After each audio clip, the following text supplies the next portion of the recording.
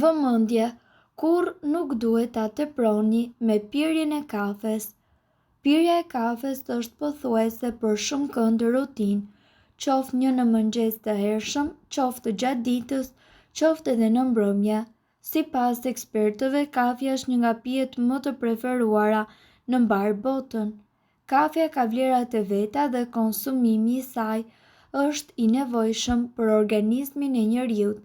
Rrjedhimisht, konsumimi i tepër dhe i pakontrolluar i kafes mund të sjellë probleme të shumta në shëndet, si për shembull probleme me stomakun.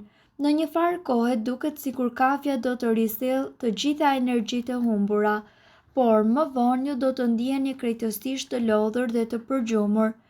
Kafja gjithashtu mund që të ulë tensionin në qoftë se ju keni probleme dhe luhati të tij. Gjithashtu kafja mund që të shkaktoj pagjumsinë, prandaj nuk duhet ta pini të paktën deri në 4 orë para se të flini.